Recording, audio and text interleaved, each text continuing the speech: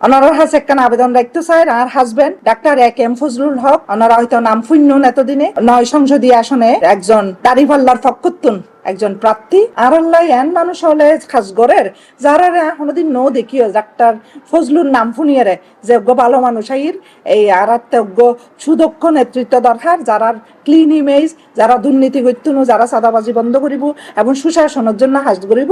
তো সেই অনুযায়ী ডাক্তার ফজলুর গ্রহণযোগ্যতা আমি মনে করি যে সর্বোচ্চ জিএম কিল্লাই আইন হর ইয়ান আই ফিল করে দিই।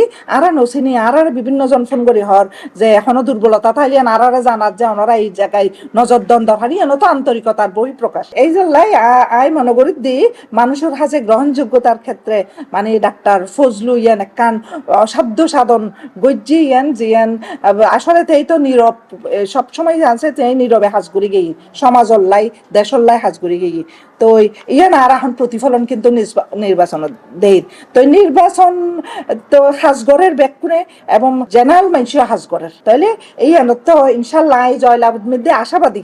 এবং ডাক্তার ফজলুর দিল্লে মানুষ আরো আইন দরকার, যে যারা প্রশাসনত আইন দরকার, সংসদত আইন দরকার, যারা সংসদের আইন প্রণয়ন করে ইতারা তো যদি ক্লিন ইমেজ নয়, ইতারা যদি দুর্নীতিবাজ নয়, ইতারা যদি সুশাসন প্রতিষ্ঠার হাজ করে, দক্ষ জনগোষ্ঠী তৈরির হাজ করে, তৈলে আরব দেশ তো বহুত আগাইছে।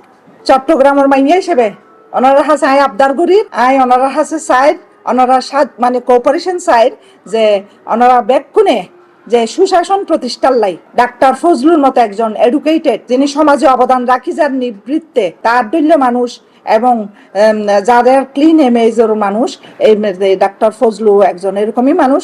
এর ওয়াইফ হিসেবে কয়েকদিন যে সার্বজনীন একখান যে গ্রহণযোগ্যতা আছে ডাক্তার ফজলুর রায় মনোগরী দিয়ান আছে। ওনারা ব্যাকুণোত্তন ভোট চাই, ওনারা 12 তারিখ ইনশাল্লাহ ব্যাকুণে যোগ্য প্রার্থী চাই, সৎ যোগ্য এবং দক্ষ প্রার্থীর ভোট দেবেন। আর এই ভোট দানের ক্ষেত্রে ডাক্তার ফজলুর বিকল্প কেউ নাই। ওনারা ব্যাকুণে দাড়িপাল্লার পক্ষে ভোট দিবেন ইনশাল্লাহ। ব্যাকুণের ইয়ান অনুরোধ করি।